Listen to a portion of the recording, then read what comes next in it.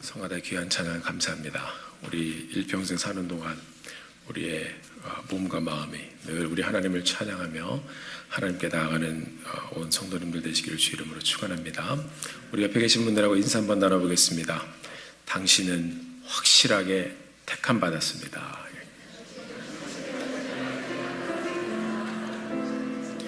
자, 다시 한번 해보겠습니다. 이번에는요, 당신은 확실하게 택함 받았습니다. 시작. 당신은 확실하게 택함 받았습니다. 아멘. 네. 자, 우리 함께 주 이름으로 축복하기 원합니다. 하나님께서 당신을 통해 메마른 땅에 세민하게 하십니다. 함께 축복하며 주님께 나아가겠습니다. 하나님께서 당신을 통해 메마른 땅에 샘물 나게 하시기를 가난한 영혼 목마른 영혼 당신을 통해 주 사랑 알기 원하네. 우리 다시 한번 동서남북을 함께 축복합니다. 하나님께서 당신을 통해 축복합니다. 메마른 땅에 샘물 나게 하시기를 가난한 영혼 목마른 영혼 당신을 통해 주 사랑 알기 원하네. 우리 박수로 주님 앞에 영광을 드리겠습니다. 하나님 감사합니다. 자, 우리는 12월 첫째 주부터 대강절을 시작으로 올해 성탄절을 대강 준비하지 않기 위해서 함께 모여 예배하며 주님을 기다리고 있습니다. 말씀을 통해서 우리가 주님의 오심을 더 깊이 묵상하는 한 주 한 주를 가기를 소원합니다. 지난주에 우리 성도님 한 분이 제게 이런 말씀을 하셨어요. 목사님, 주일에 성경 본문을 바꾸지 않으니까 말씀이 더 많이 기억이 되는 것 같습니다. 그래서 제가 그 말씀에 의지해서 기왕 내친님의 같은 본문으로 한 번 더 우려먹으려고 실은 그게 아니고요. 말씀을 묵상하다 보니까 말씀의 깊이를 또 보면 또 보이는 말씀을 또 묵상할수록 하나님께서 주시는 은혜가 너무나 커서 우리 예수님의 탄생과 함께 하나님께서 펼쳐주시는 말씀이 너무나도 이렇게 귀하고 놀라운 것이구나. 그래서 그냥 지나갈 수 없는 말씀이라 그래서 제가 다시 한번 이 같은 본문 안에서 주시는 말씀을 함께 묵상하는 시간을 갖도록 하겠습니다. 오늘도 이 족보를 통해서 우리에게 임한 이 구원의 은혜를 다시 한번 저희들이 발견하고 예수님의 오심의 이 귀한 이야기를 통해서 또 여러분 한 사람 한 분 한 분의 존귀함을 다시 한번 말씀 속에서 발견하는 시간이 되기를 주의 이름으로 축원합니다. 구약 성경을 우리가 보면 구약 성경의 창세기 1장 1절 우리가 잘 아는 말씀이죠. 태초에 하나님이 천지를 창조하시니라. 태초에 하나님이 천지를 창조하시니라. 자, 우리가 너무나도 잘 아는 말씀입니다. 하나님이 천지를 창조하셨다고. 이 세상 우주 만물을 창조하신 분이 바로 하나님이시라고 우리에게 말씀해 주고 있습니다. 우리가 오늘 읽은 본문의 신약 성경 마태복음의 시작은 마태복음 1장 1절로 시작하는데 여기서는 아브라함과 다윗의 자손 예수 그리스도의 계보라. 우리가 지난주 말씀을 통해서 이 헬라어 원문 성경에 보면 이것이 예수 그리스도가 먼저 나오더라고요. 예수 그리스도의 계보다 genealogy of Jesus Christ 기름 부음 받은 자 구원자 예수 그리스도의 계보인데 거기에 다윗이 나오고 거기에 아브라함이 나온다고 그랬습니다. 자, 우리가 오늘 이 구약의 시작의 말씀과 또 신약의 시작의 말씀을 우리가 보면 실은 같은 주제를 이야기하고 있는 것을 우리가 볼 수가 있습니다. 창세기 1장 1절 자, 태초에 하나님이 천지를 창조하시니라. 이 시간 우리가 숫자로 계산할 수 없는 그런 시간입니다. 그 1장 1절의 말씀 가운데 이 하나님은 우주 만물을 창조하시기 이전부터 계셨던 분이기 때문에 어느 순간 우리 하나님께서 이 세상을, 우주 만물을 창조하셨다 선포하고 있습니다. 자, 이 태초에 대한 자료들을 이렇게 보면 믿는 자나 믿지 않는 사람이나 이건 굉장히 관심 있는 말씀입니다.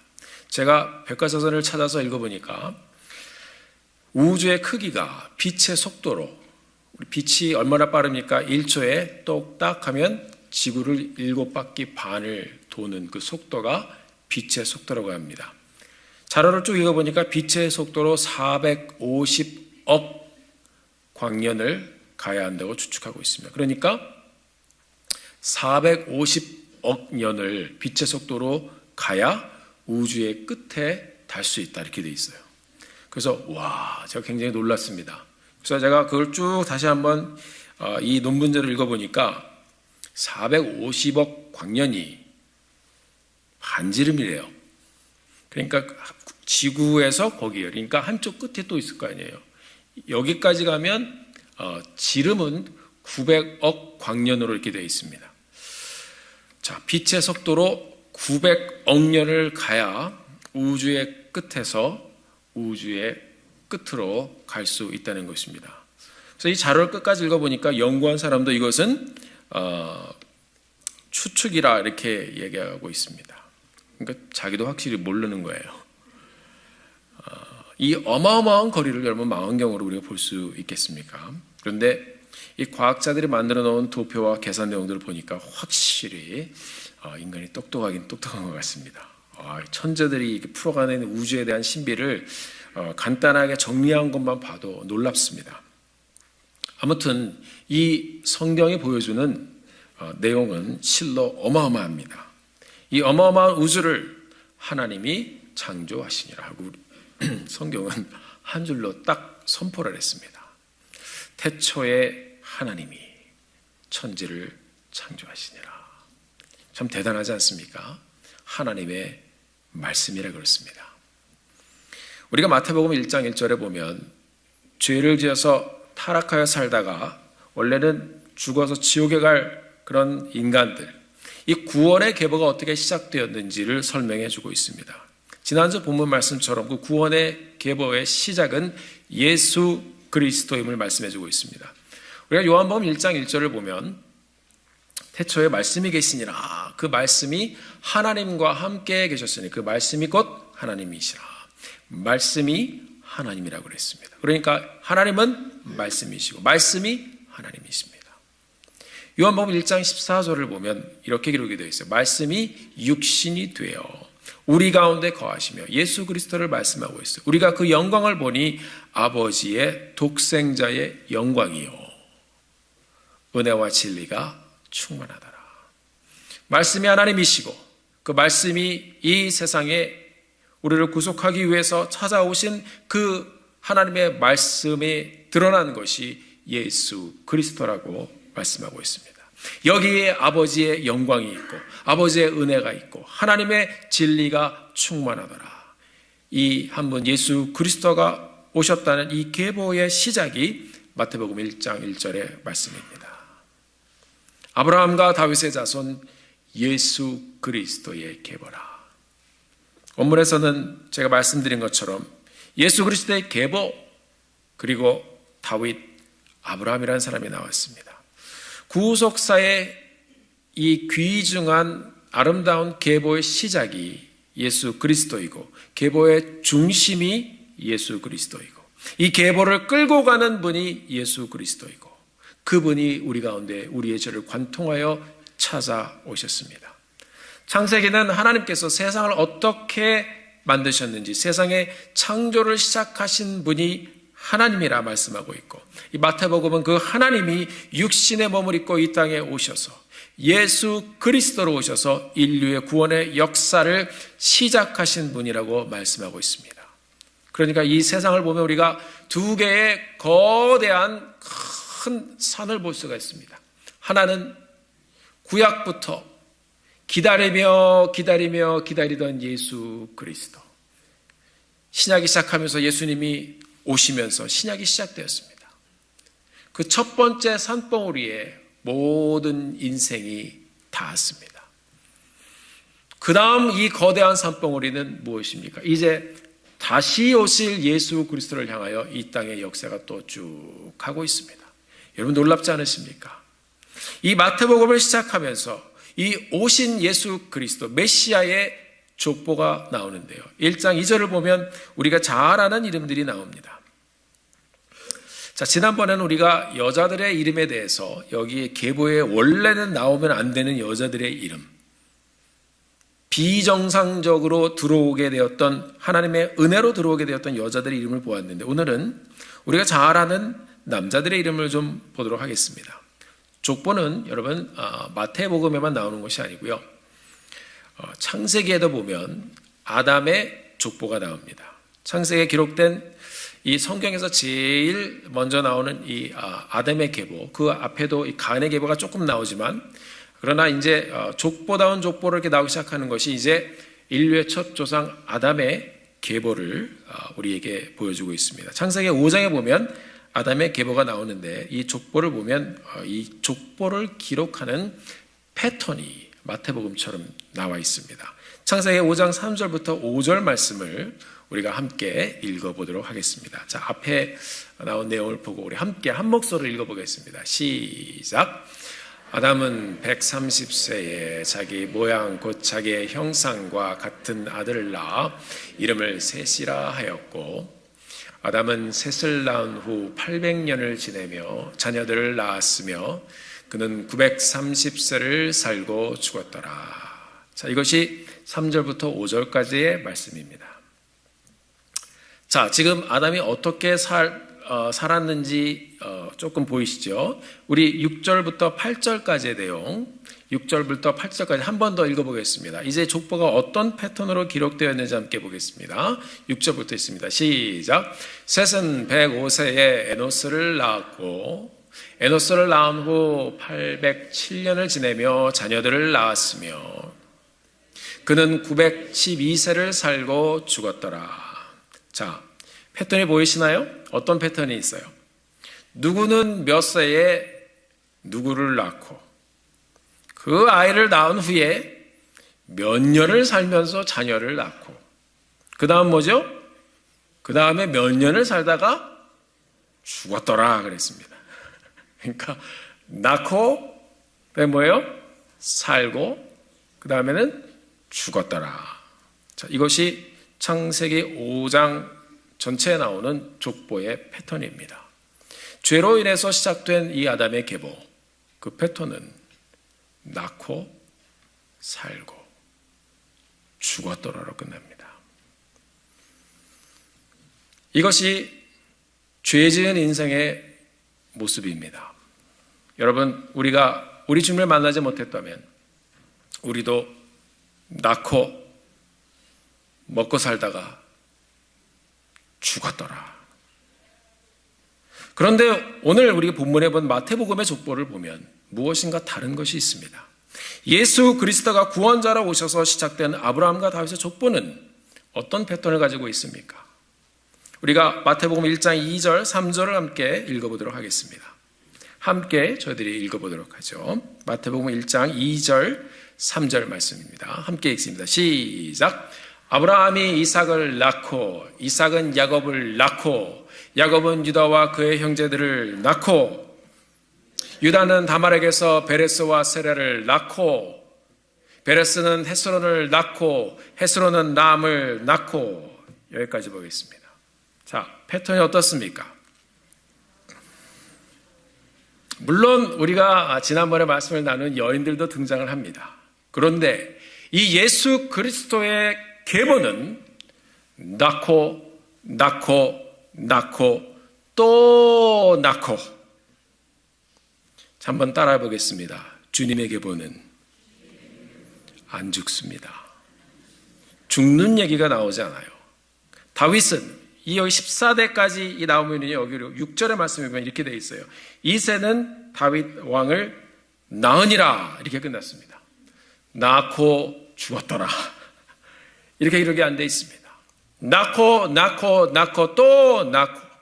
여러분, 이 두 족보의 차이가 무엇입니까? 창세기 아담의 족보는 한 사람의 일생이 죽었더라로 끝납니다. 계보는 이어지는 것 같지만 죽어가는 사람들의 족보였습니다. 그러나 이 마태복음의 족보는 낳고 이어집니다. 죽는다는 말이 없습니다. 끝나는 것도 죽었더라가 아니라 나으니라 이렇게 하고 끝났습니다. 이것이 보여주는 것이 무엇입니까?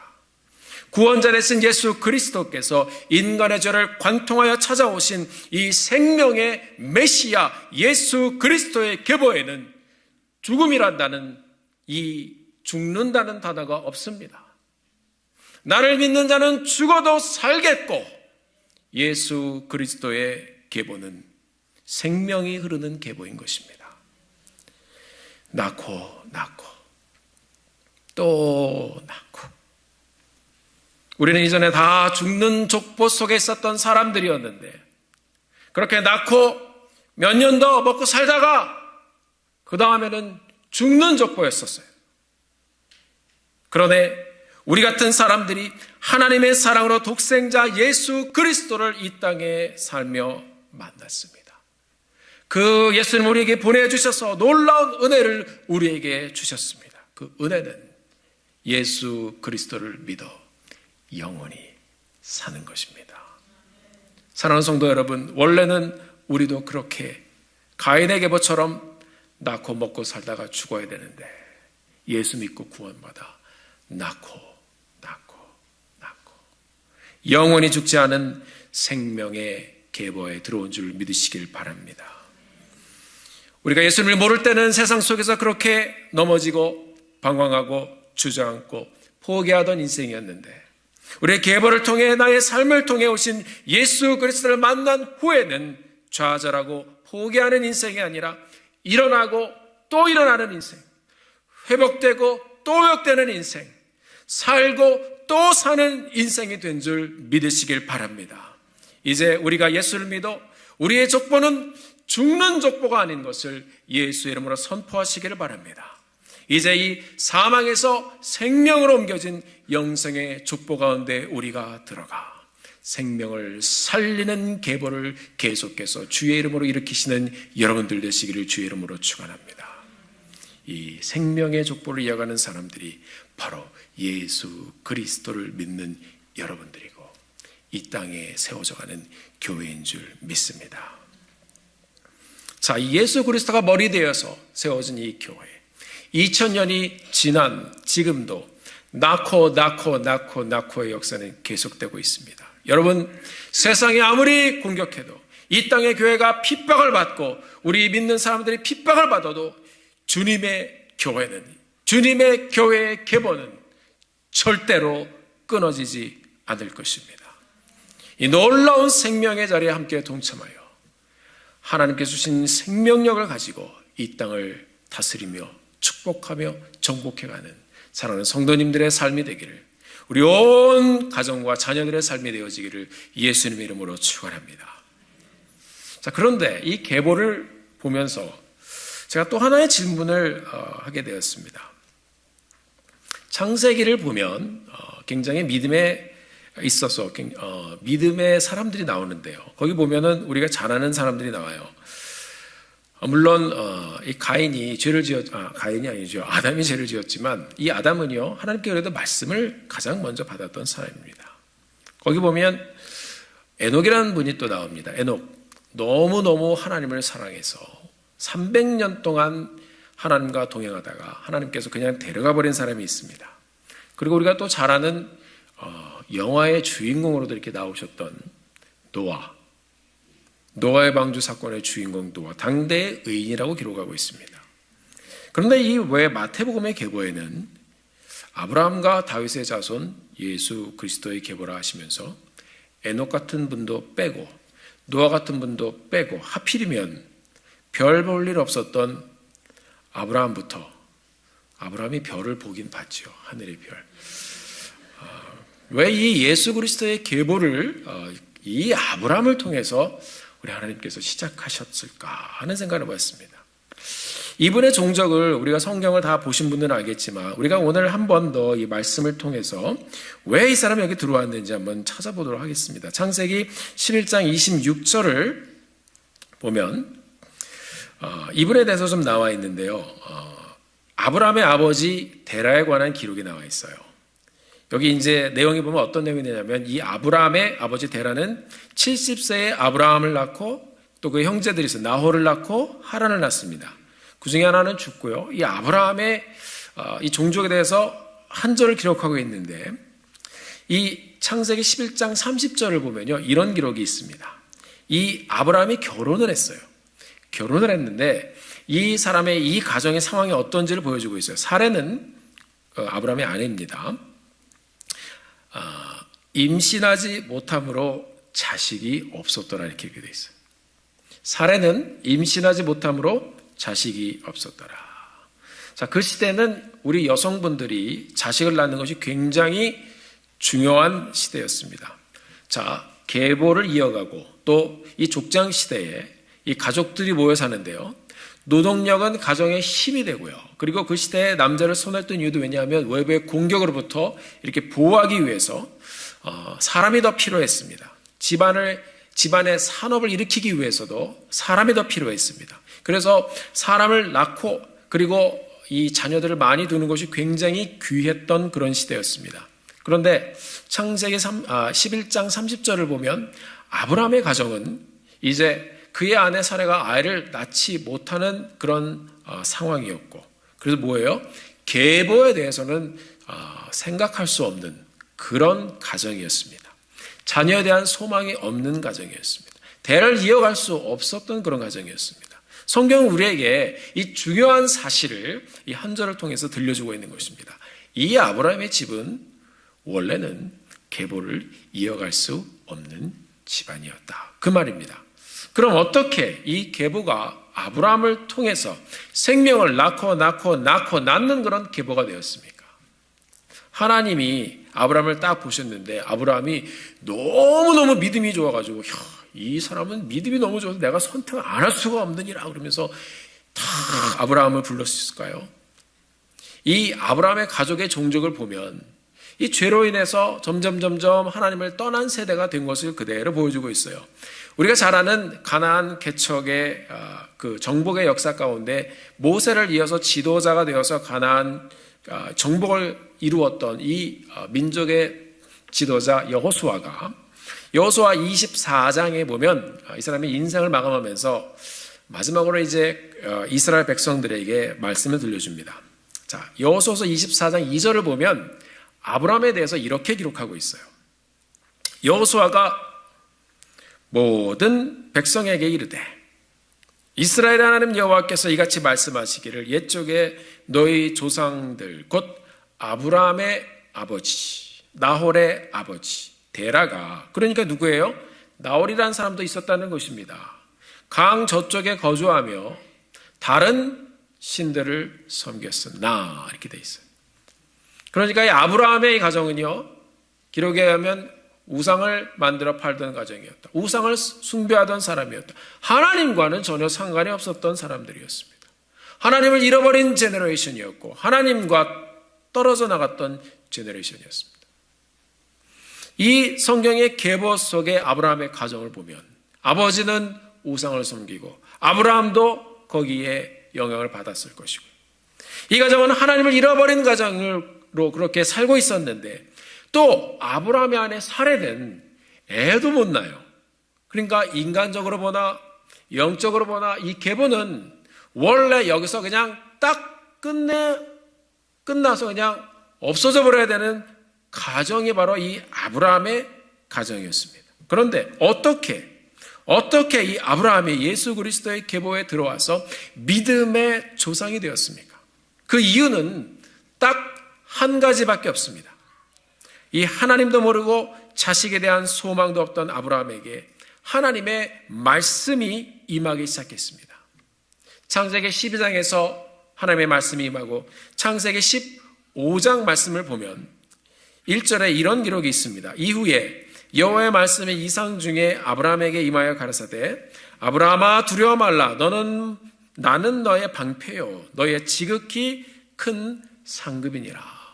이후에 이런 조건이 하나님이 찾아오실 조건이 충족되지 않았던 그의 삶이었는데 하나님께서 그의 삶 가운데 찾아오셨어요. 그리고 말씀을 주셨어요. 두려워 말라. 나는 너의 방패요 너의 지극히 큰 상급이니라. 내가 너의 상급이 되고 내가 너의 방패가 되리라 말씀. 그리고 말씀을 주셨습니다. 내가 너를 통해서 이 땅의 모든 민족이 복을 받게 할 것이다. 너의 자손이 하늘의 별처럼 많아질 것이다. 소망의 말씀을 이 아브라함에게 주셨습니다. 창세기 15장 6절에 보면 아브라함이 이 말씀을 들었습니다. 이만 말씀을 듣고 아브라함이 여호와를 믿으니, 그가 한 것은 하나님의 말씀을 믿었어요. 그냥 여호와께서 이를 그의 의로 여기시고, 하나님의 말씀이 아브라함에게 임하고 아브라함이 그 말씀을 듣고 믿었습니다. 이것을 하나님께서 의롭게 여겨주셨어요. 내가 나의 말을 믿는구나, 네가 지금 나를 믿는구나, 그 믿음 하나를 보시고 그를 축복하시기 시작했습니다. 여러분, 지금은요, 아브라함의 상을 보면 자녀도 없어요. 아내는 애를 못 낳는 사람이에요. 아버지는 우상을 섬기는 사람이에요. 그래서 하나님이 그를 떠나라 하시고 그 우상을 섬기는 그 계보에서 끄집어내셨습니다. 아브라함은 그래도 하나님의 말씀 하나를 듣고 그냥 따라갔습니다. 요즘 솔직히 말하면 별 볼 일 없었던 그런 사람이었습니다. 이 사람이 하나님의 말씀을 듣고 움직이고 시작합니다. 이 사람이 하나님의 말씀을 듣고 믿었어요. 그리고 하나님의 말씀 따라갑니다. 이것을 하나님이 의로 여기셨다는 것이에요. 그 사람의 의로운 것이 아니고 하나님이 그렇게 봐주신 것입니다. 인간적으로 계보를 이어갈 수 없는 사람이었는데 이 아브라함이라는 사람이 하나님의 전적인 은혜로 말씀에 다 말씀을 받고 그 말씀을 믿었더니 이를 하나님께서 의로 여기시고 그 인생을 통해서 구속의 계보를 시작하셨습니다. 여러분, 왜 아브라함입니까? 아버지는 우상을 섬기던 사람이었는데. 왜 아브라함입니까? 아내는 자식도 못 낳는 사람이었는데. 인간적으로 생각하면 인간적인 계보도 믿음의 계보도 둘 다 이어갈 수 없는 사람이었습니다. 그러나 하나님의 전적인 은혜로 그가 예수 그리스도의 계보 속에서 예수 그리스도의 계보를 시작하는 인물로 하나님께서 선택하신 사람이 되었습니다. 은혜입니다. 저도 생각하고 또 생각해봤지만 왜 이 사람이 여기에 들어왔을까? 저의 기준으로는 답이 안 나왔습니다. 그의 아들 2절의 두 번째 인물 이삭은 어떻습니까? 아브라함이 이삭을 낳고 아브라함이 하나님을 믿었다고 했는데 그 믿음이 어떤 믿음이냐면 하나님을 전적으로 의지하지 못했던 그런 믿음입니다. 물론 나중에는 이 이삭까지 바치지만 이삭이 나오기까지 그는 불안했습니다. 두려웠습니다. 가만히 생각해 보니까 아내는 원래 애를 못 낳는 사람인데 나이는 점점 들어가죠. 그러니까 나중에 아내의 말을 듣고선 몸종 하가를 집어넣어가지고 이제 관계를 맺고 아이를 낳았어요. 됐다. 자기 생각이에요. 자, 그러면 이 가정의 첫째는 누구예요? 이스마엘이에요. 이스마엘이에요. 몸종을 통해 낳은 첫째 아들 이스마엘이 그의 계보를 이어야 되는 거예요. 원래는요. 그런데 하나님의 말씀은 이삭을 통해 끌어가시겠다고 말씀하고 있어요. 그게 약속이었습니다. 그 이후에 이삭을 통해 끌어가겠다고 뭐 아브라함이 그런 거 알았겠습니까? 그냥 그런가 보다 하고 갔겠죠. 그런데 이 신약의 족보에 보니까 하나님의 그 말씀대로 이삭을 계보의 중심에 아브라함 뒤에 두셨습니다. 여러분, 엄밀히 보면 이삭은 둘째 아들입니다. 이 계보에 원래는 올릴 수 없는 사람입니다. 장자들의 계보를 잇는 그 족장 시대에 어떻게 이 둘째 아들 이삭이 들어갈 수 있겠습니까? 하나님의 은혜로 이삭의 이름이 올라갔습니다. 왜 야곱인가요? 이삭의 아들 둘이 있었습니다. 쌍둥이 아들이죠. 첫째가 에서입니다. 둘째가 야곱입니다. 그러니까 비슷하게 나와도 이 가정의 첫째는 누구예요? 에서예요. 기다렸는데 답이 잘 안 나오네요. 에서가 올라가야 되는 것이에요. 근데 에서의 이름이 올라가지 않았어요. 야곱이 올라갔어요. 자, 아브라함도 하나님의 은혜로 이 계보에 들어왔고 이 자식을 낳지 못한 이 가정 안에서 이삭이라는 사람 둘째가 올라왔습니다. 그리고 이 이삭의 아들도 에서와 야곱이 있었는데 에서는 아버지의 사랑을 받았던 사람이에요. 이삭은 에서를 사랑했어요. 그래서 원래 사람의 생각으로 가면 에서 이름이 쓰여져야 됐는데 성경은 에서를 쓰지 않으시고 야곱을 기록하고 있습니다. 그러니까 야곱 둘째 아들의 이름이 또 올라갔어요. 하나님의 은혜, 하나님의 선택. 왜 야곱이 올라갔는지 저도 모르겠습니다. 사랑하는 성도 여러분, 오늘 본문 2절, 아브라함이 이삭을 낳고 이삭은 야곱을 낳고, 계보의 처음부터 하나님의 전적인 은혜의 개입이 드러나고 있는 것을 보여주고 있어요. 둘째들이 리스트가 됩니다. 사람의 생각과 사람의 판단으로, 사람의 계산으로는 올라갈 수 없는 사람들이었지만 하나님의 은혜로 이들을 품고 어떻게 하나님의 은혜가 우리에게까지 닿았는지를 보여주고 있는 놀라운 말씀입니다. 사랑하는 성도 여러분, 여러분이나 저나 자격이 없는 사람들인 건 마찬가지 아니었나요? 이 구원의 계보에, 예수 그리스도의 계보에 들어올 수 없었던 사람들이 바로 여러분과 저였습니다. 저도요, 자격이 없어요. 구원받을 자격도 없었던 사람이고, 여기서 이렇게 말씀 전한다고 이렇게 떠들고 있을 자격이 있는 사람이 전혀 아닙니다. 원래 이 계보가 인간적으로 보면 이렇게 가면 안 되는 거예요. 이삭이 들어가면 안 되는 것이고 야곱이 들어가면 안 되는 것이에요. 그런데 이 예수 그리스도의 계보는 사람들이 외면하고 보지 않았던 그 사람들을 끌어안기 시작했습니다. 그래서 자격이 없는 우리가 이 교회 안에서 우리 하나님의 이름을 부르며 예배를 드리며 구원의 길에 들어선 사람들이 되었습니다. 사랑하는 성도 여러분, 이 계보의 오늘 말씀 6절의 끝에 보면 이새는 다윗 왕을 낳으니라, 이런 말씀이 있습니다. 역대상 17장 16절을 보면 이 예수님의 이 족보에 기록됐던 14대 인물, 이 다윗 왕이 생각하다가 아마 저도 이 말씀 묵상하는데 굉장히 이 사람이 하나님의 주신 은혜가 너무너무 감동스러워서 질문으로 이렇게 딱 말씀을 이렇게 터뜨렸던 것 같아요. 왜냐하면 자기 같은 목동이 왕으로 기름 부음을 받은 것과 자기 같은 목동이 왕으로 택함을 받은 것과 이런 사실들을 생각하면 생각할수록 도저히 이해가 안 되는 거예요. 그래서 이 다윗이 하나님께 물어봅니다. 역대상 17장 26절 말씀해 보니까 다윗 왕이 여호와 앞에 들어가 앉아서 이르되 여호와 하나님이여, 하나님을 불렀습니다. 하나님, 나는 도대체 누구이오며 내 집은 무엇이기에 나에게 이에 이르게 하셨나이까. 여호와여, 나는 누구이오며 내 집은 도대체 무엇이기에 나에게 오늘 여기까지 이르게 하셨습니까? 사랑하는 성도 여러분, 왜 여러분이 이 놀라운 구원의 자리에 동참하게 되었는지 하나님께 물어보고 싶으시지 않으십니까? 그냥 당연한 것 같아요. 아니에요. 하나님의 놀라운 은혜가 있었기에, 계산할 수 없는 그분의 사랑이 있었기에 우리는 오늘 이 자리에 부름받아 하나님 앞에 나와 주의 이름을 부르며 예배하며 구원함을 경험한 주의 백성이 되었습니다. 하나님이여, 나는 누구이오며 내 집은 무엇이기에 내가 예수님을 믿고 구원받아 오늘 여기까지 이르게 하셨습니까?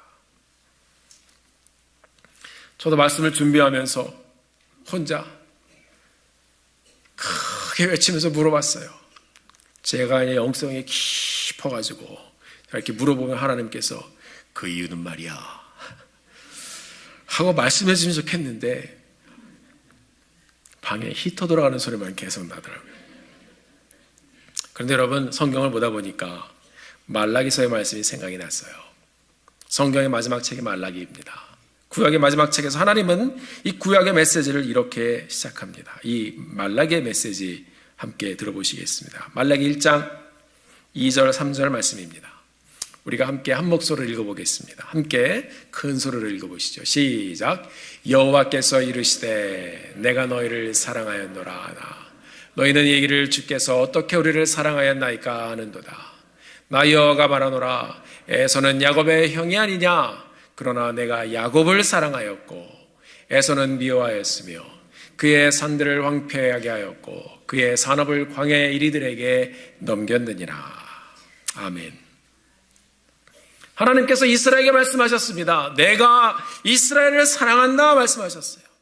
아브라함 같은 사람을 선택하신 이유, 그냥 그를 사랑하셨어요. 둘째 이삭을 택하신 이유도 그냥 그를 사랑해 주셨어요. 둘째 야곱을 택하신 이유도 그냥 그를 사랑해 주셨어요.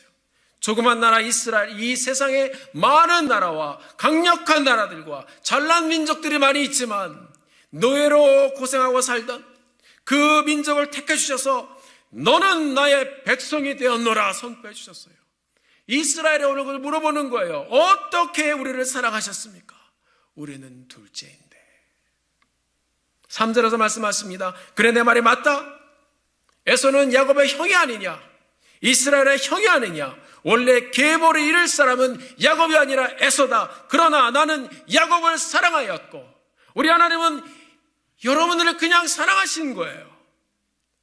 에서는 미워하였다 말씀하고 있습니다. 이 말씀은 내가 야곱을 둘 중에 택했고 에서를 택하지 않았다 말씀하고 있어요. 이것이 족보 속에 흐르는 하나님의 놀라운 이해할 수 없는 사랑이고 이해할 수 없는 은혜인 것입니다.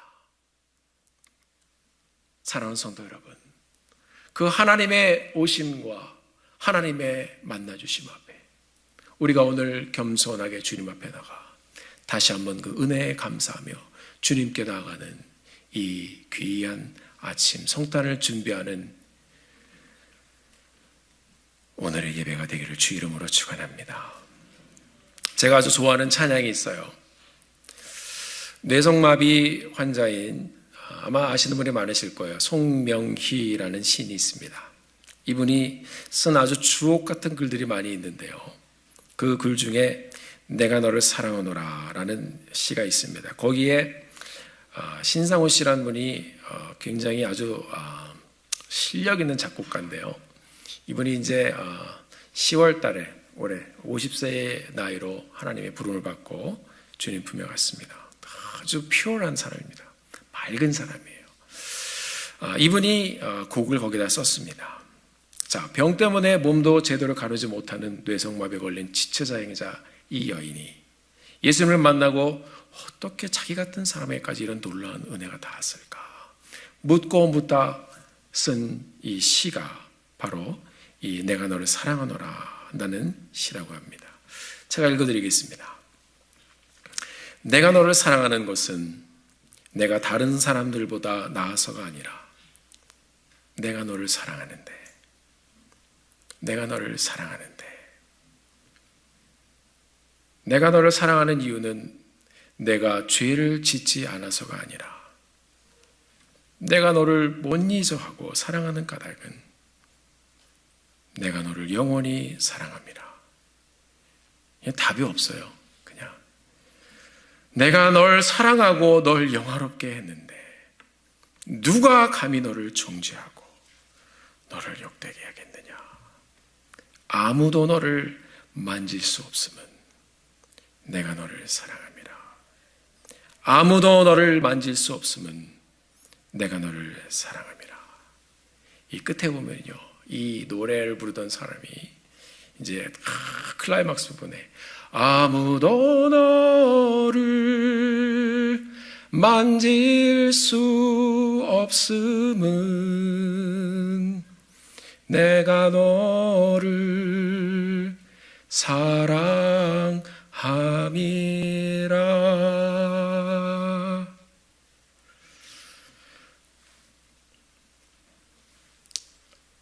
이분의 시가 맞아요. 아브라함, 이삭, 야곱 모두 이해할 수 없는 하나님의 큰 사랑으로 구속의 계보에 이름을 올렸어요.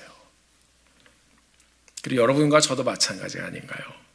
여기 있는 우리들 모두 이해할 수 없는 하나님의 큰 사랑으로 복음을 듣고 예수님을 믿어 낳고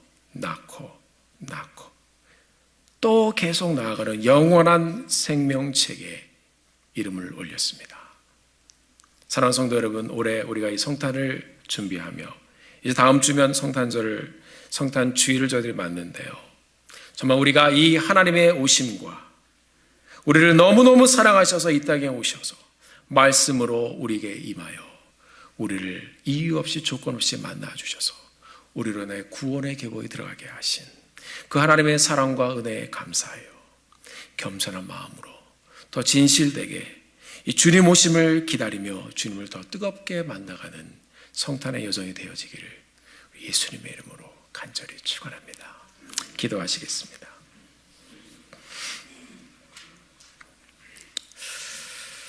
사랑하는 성도 여러분, 우리가 오늘 이 시간에 잠깐 통성으로 함께 기도하기를 원합니다.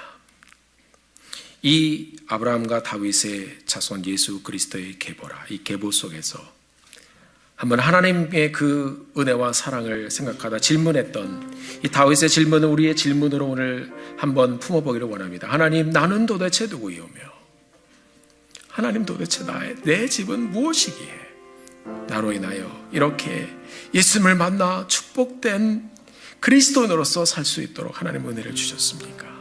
우리가 정말 그 하나님의 은혜에 감사하여 오늘 우리가 정말 하나님 앞에 나오기를 소원합니다. 아무도 너를 만질 수 없으면 내가 너를 사랑함이라. 우리 주님의 그 사랑 앞에 나와 함께 기도하며 주님께 나가는 귀한 시간 갖길 소원합니다.